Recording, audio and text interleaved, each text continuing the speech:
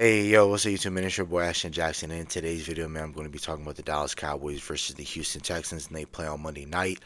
And I'm going to talk about the ways in which the Dallas Cowboys can possibly beat the Houston Texans, because the Houston Texans, they are a little bit beat up, and they do have some weaknesses, like on the offensive line and in the run game for a little bit. But it depends on what the Dallas Cowboys want to do and how they want to win this game, how creative they want to get in this game. So I'm going to talk about all that and more after the intro. So before we hop into the video, I appreciate if you guys like the video. Subscribe if you're new. Comment and share my video with anyone who you think will enjoy my content.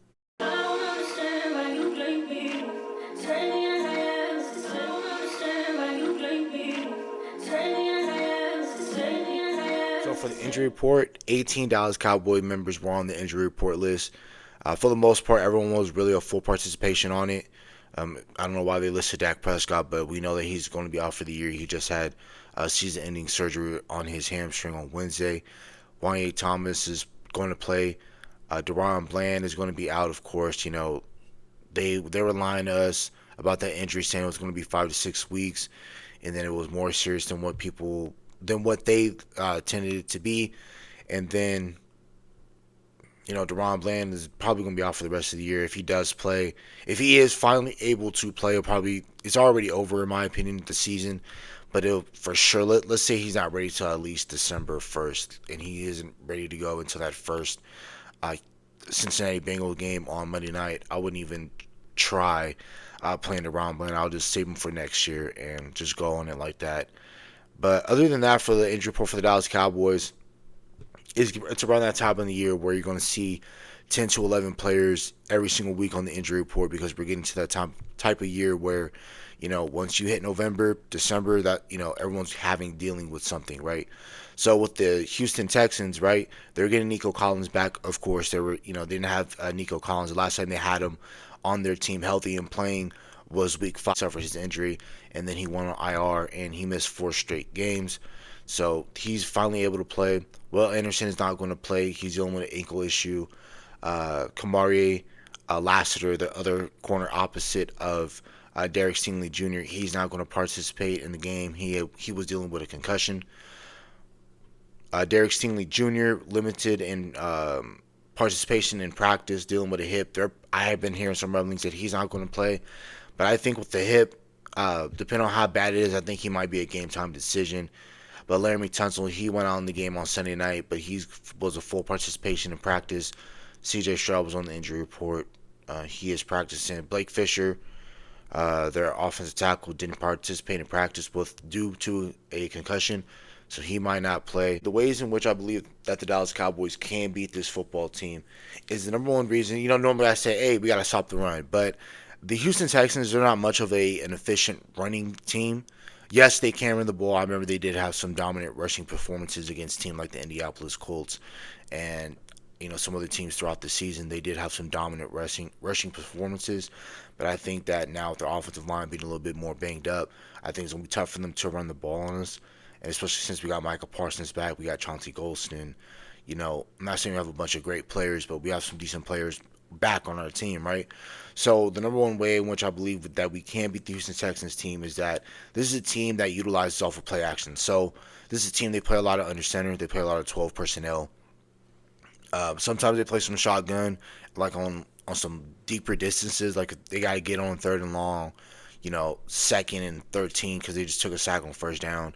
Then they'll throw the ball out of shotgun, but main priority, they work on the center because they got Bobby Sloak, and Bobby Sloak comes from that McVay Shanahan tree, comes from that 49er system. So again, that Shanahan tree, and that's the team that gives us the most problems, right? So get pressure on C.J. Stroud is really what I tend to say, right? Just get pressure on C.J. Stroud. The Texans have a tough time dealing with the double mug, and that's what we do.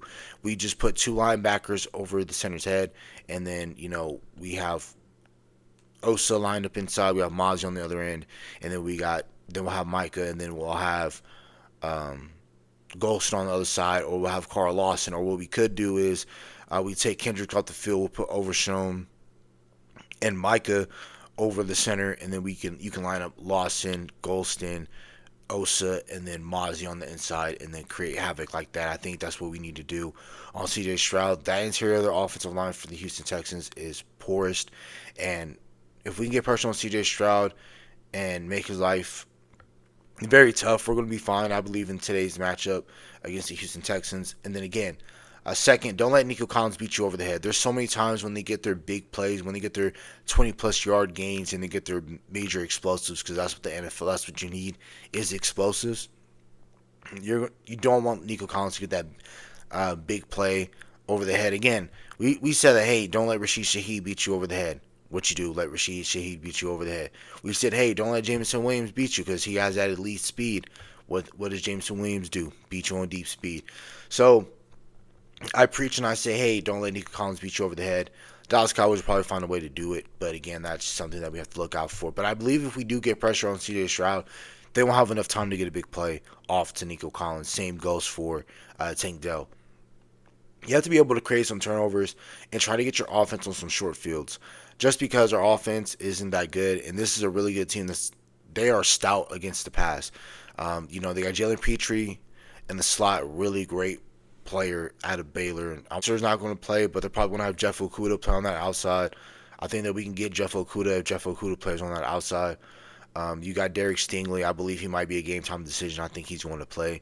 But with them, again, you're going to be able to create some turnovers. They had a lot of turnovers versus the Detroit Lions. I know that the Detroit Lions is a better defense than we are, but at the same time, what you have in Micah Parsons back, you have DeMarvin Overshown back. You have those two, and then you have Trayvon Diggs. Those three caused turnovers, got sacks.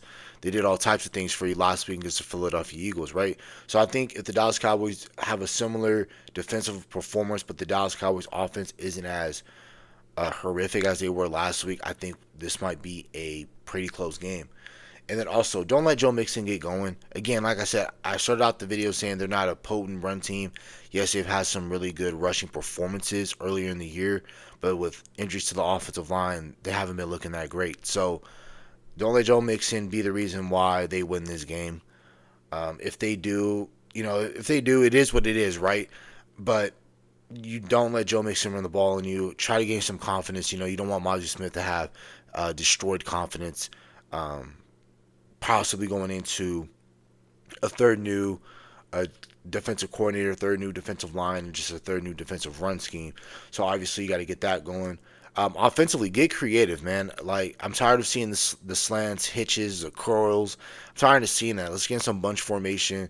Let's make the life of the Houston Texans defense difficult, right? They're not going to have all Anderson. I'm not saying you're going to have all day to throw, but you need to get creative, work under center, but also get Trey Lance on some run packages. I think Trey Lance is going to get some burn in Monday's game anyway. If Cooper Rush wants to stay in this game, and we have nothing to lose at this point. We're 3-6 football team. Even if we win this game, which I don't think we do, but even if we win this game, you're too far out from the race from first place. And I think the only way that for people that want to keep this season alive, I think there's still hope in this season. The only way that for those hopeful people that we even make the playoffs is that we got to win through this division. There's no way that we're going to do that. And we lost way too many tiebreakers in the NFC for us to even sneak in the 7th seed. Plus, you're not going to do much without Dak Prescott, however people feel about him or not. But, again, talk about Cooper Rush. You have to get Cooper Rush some easy throws to build his confidence. Again, I understand that the Houston Texans is a team that plays the pass very well, but we need to get past that, understandable. And then also, because you have a backup quarterback, and if our defense plays stoutly, we have to be able to lean on the run game, man. I know they finally took them 11 weeks into the NFL season for them to admit that Rico Dowdle is running back one, something that all of us knew since the beginning of the season, right? But, again, lean on the run game. Don't turn the ball over more than twice. You can't turn the ball over at all if you're the offense, because the defense is going to be the main priority as to why you stay in this game. Don't make their life tough, right? So don't turn the ball over at all. And then last but not least, you got to limit your penalties. Again, we're a highly penalized team. There's no reason why we should be making a bunch of penalties anyway. Again, that's all in coaching, in my opinion. I feel like that needs to be better. But we're probably going to focus and get on that with the next coaching staff. But again, summing it all up at the end, number one, you got to get pressure on CJ Stroud. The Texans don't have a great offensive line, and their interior of their offensive line is very bad, and especially on that right side as well. I think you can get to that CJ Stroud a lot in this game if you do a lot of double mug, like what we've been doing, putting two linebackers over A gap over the center. And I think the two backers should be overshown and Michael Parsons and let them just create havoc. Don't let Nico Collins beat you over the head. Again, this is something that I'm noticing. This is something that I've been watching when I do watch the Houston Texans on TV, and what I've been seeing sometimes on film. When Nico Collins is playing, that's their big play dude. And he's a 6'3". He works that intermediate big play. He has a bigger body. Don't let Nico Collins beat you over the head. Create some turnovers and try to get your offense on some short fields. If you do, we'll have a better day. Don't let Joe Mixon get going, because when he does, the game is going to be over. Offensively, get creative. Utilize Trey Lance on some run packages. Uh, you know, Use Cavante Turpin on some jet sweeps. Whatever the case you got to do, let's do it. Get Cooper Rush some easy throws to build his confidence. He didn't have a whole lot of confidence in last week's affair versus the uh, Philadelphia Eagles. Man, you have to give him some short throws. You have to give him not some short throws. That was his problem last week. But get him some easy throws. Get him some throws that are going to be 5 yards and plus. Past the line of scrimmage so we can get things going. Lean on the run game. Don't turn the ball over more than twice, and limit your penalties. So that's about it for the video. Hope you guys have a nice day. Stay safe, stay blessed. Bye.